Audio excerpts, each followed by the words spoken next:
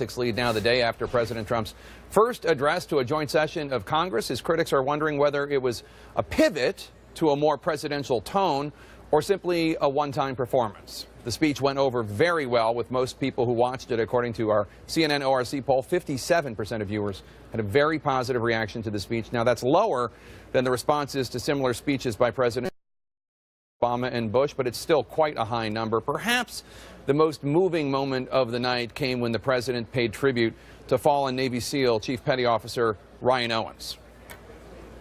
Ryan's legacy is etched into eternity. Thank you. The president also said that Ryan died as he lived, a warrior and a hero, as his widow, his Gold Star wife, watched and wept from the seat next to the president's daughter, Ivanka. An incredibly moving and incredibly powerful moment.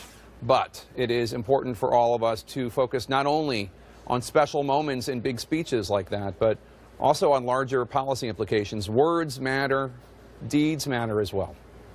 Case in point, the Yemen raid in which 30 civilians, including 9 children, were killed, according to the government of Yemen, as well as, of course, Chief Petty Officer Owens. After the raid went down, the chairman of the Senate Armed Services Committee and a former POW himself, Senator John McCain, questioned how much of a success the raid truly was.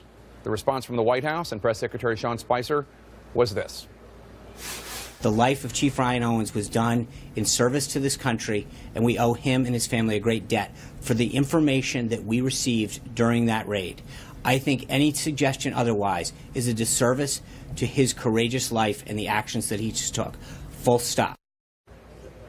Questioning the planning and wisdom behind any military operation does not do a disservice to the heroes who conducted the operation.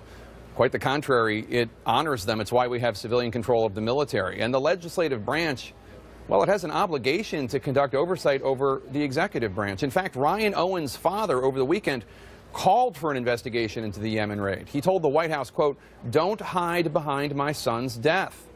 When it comes to holding the administration accountable, however, just a few before his address to Congress, the president said this about the Yemen operation and Chief Petty Officer Owens.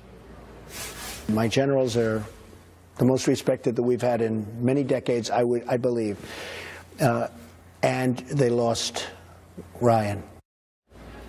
They lost Ryan. Quote, they lost Ryan. But they didn't lose him. We did. We all did as a nation. And one might think that the commander-in-chief who signed off on that raid would also think in terms of we lost Ryan. Accountability and responsibility, these are important principles. The president had expressed hope that this speech would be a way to better communicate with the American people. And he received high marks not only for that moment with the Gold Star wife, and not only for his tenor and tone, but also for how he led off his speech by this part in which he unequivocally condemned acts of hate. Recent threats targeting Jewish community centers and vandalism of Jewish cemeteries, as well as last week's shooting in Kansas City, remind us that while we may be a nation divided on policies, we are a country that stands united in condemning hate and evil in all of its very ugly forms. It was a strong, declarative statement issued without qualification, but it came after a year-and-a-half campaign during which the president refrained from any full-throated, extensive condemnation of the white supremacists and anti-Semites who supported him. And interestingly, just hours before the speech last night, the president met with state attorneys general in a meeting at the White House. And according to the Attorney General of the Commonwealth of Pennsylvania, who asked about the threats against the Jewish community centers and day schools, more than 100 incidents in recent weeks, President Trump suggested that it might not be anti-Semites spreading this fear and making these threats, but perhaps Trump political opponents trying to make him and his supporters look bad. A theory for which there is, as of now, no public evidence, and one that many in the Jewish community, to be charitable, found a tad tone deaf. Words in a big, important speech are important, no doubt. These words, they sounded great. The time for small thinking is over. The time for trivial fights is behind us. The lovely words of a prepared speech, however, cannot erase extemporaneous words and deeds, thousands of them, that have run contrary to those aspirations.